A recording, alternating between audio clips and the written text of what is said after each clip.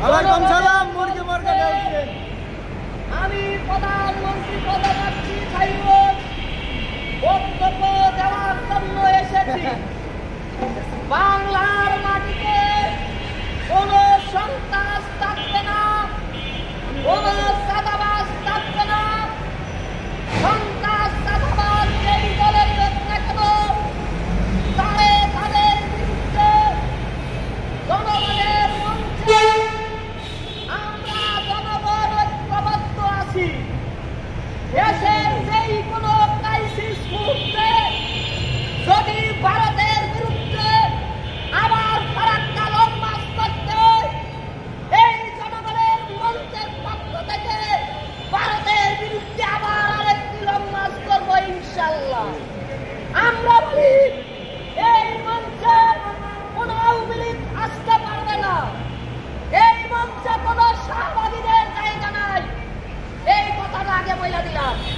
তারপরে বলি আমরা কোন প্রতিহিংসা বুঝি না, আমরা বুঝি সন্ত্রাস যেখানেই সেখানেই জনতার প্রতিরোধ। আমরা কোন দলের পক্ষে বিপক্ষে কখনো বলবো না। হ্যাঁ, যদি কোন দল সন্ত্রাস করে, যেই দলীয় বিএনপি হোক আমার জনগণের হোক, আপনারা সবাই বলবেন, আমি চুপ থাকবো, আপনারা বলবেন। আমি বলি জনগণের মত কোন দলের বিরুদ্ধে বলার মস্তা, জনগণের মত সন্ত্রাস বিরোধী মত, চাঁদাবাজ বিরোধী মত। নির্দিষ্ট করে কোন দলকে আমি বলছি না সে সন্ত্রাস।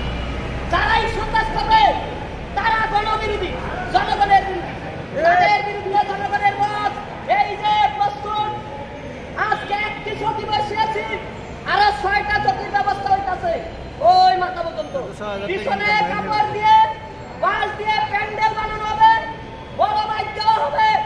এইখানে কোন সন্ত্রাস মুক্ত বাংলাদেশ, উন্নয়নের বাংলাদেশ, নির্বাচন হবে, সময় মতো হবে। এইখানে আমাদের তেমন কোনো মাথা ব্যথা নেই। সব বড় বড় দলগুলো মিললা যেইভাবে নির্বাচনের রুটম্যাপ দিবে, ডক্টর ইউনূস সাহেব যেভাবে নির্বাচনের রুটম্যাপ দিবে, সেইভাবে আমরা নির্বাচনে আগাবো।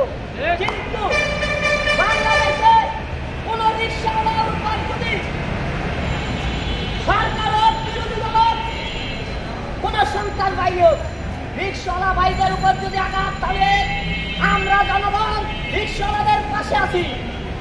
আমরা হকার উচ্ছেদ চাই না, হকারদের একটা শৃঙ্খলায় আনতে চাই।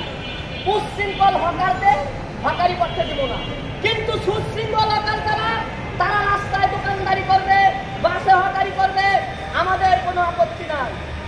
হকার উচ্ছেদ করা যাবে না, হকারের পুনর্বাসন করতে হবে, কৃষকের পুনর্বাসন করতে হবে, রিক্সাওয়ালার পুনর্বাসন করতে হবে।